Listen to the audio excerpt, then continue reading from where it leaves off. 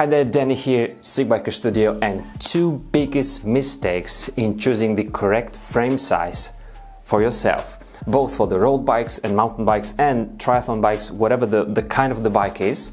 Why do we make these mistakes, what the mistakes are, and how to correct those? So what should we be looking at when choosing the best size of the bike for you?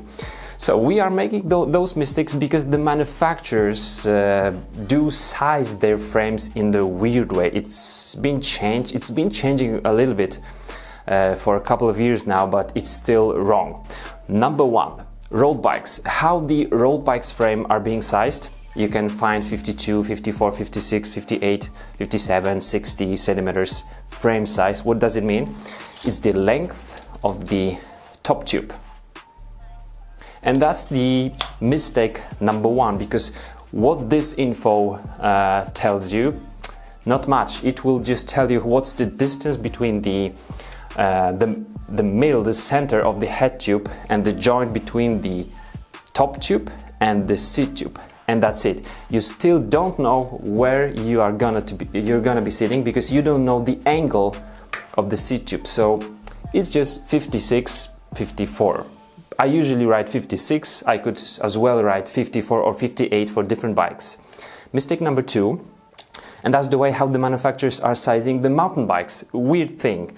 So you can find bikes like 46, 47, 48, 49 centimeters, and that's the seat tube length in the MTB case. Why is it so? I don't know, because what this info is telling us, not much. It's the distance between the center of the bottom bracket and then the joint between the top tube and the seat tube. So it doesn't even tell you how high you're sitting, because let's say you're choosing between 48 and 46 centimeter size frame, but you can adjust your seat post by, let's say, 8 centimeters without putting too much pressure on the seat post and the frame, so useless. Now, two dimensions we should be looking at. That's the stack and reach. I'm going to show you that just in a second. For all these newbies, you will understand that very easily. So what the stack and the reach are. Let's start with the reach. If we had two lines, two vertical lines, one going through the center of the bottom bracket, so let's say this is the line here, and then the other one through the center of the top of the head tube, like here, then the distance between this line and this line, that's the reach.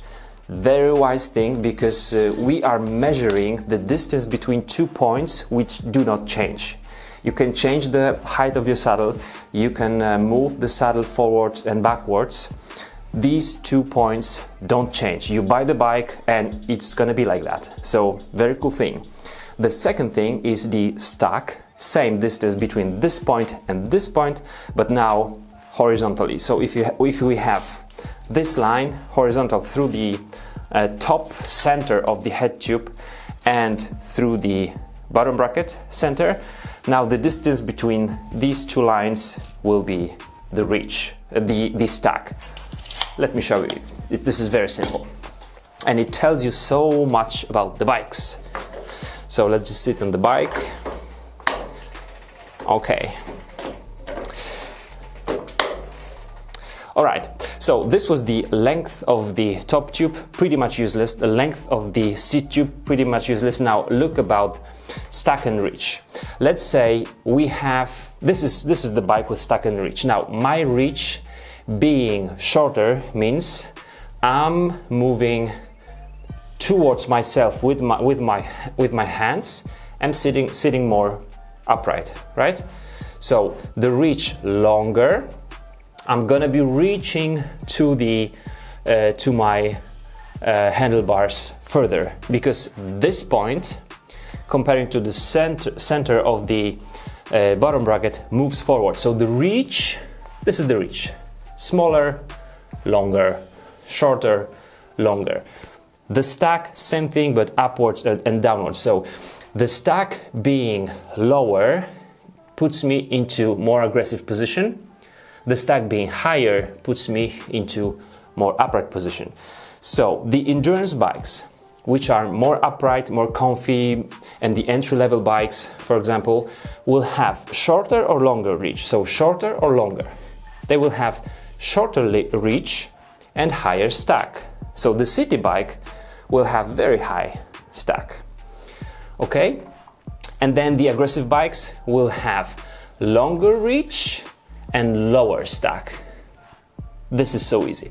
Now, of course, the seat tube angle now can change some things, because having the stack and the reach like on my bike, some dimensions, and then changing now this angle puts me into, for example, triathlon bike position, or just racing bike position, or just like endurance bike position.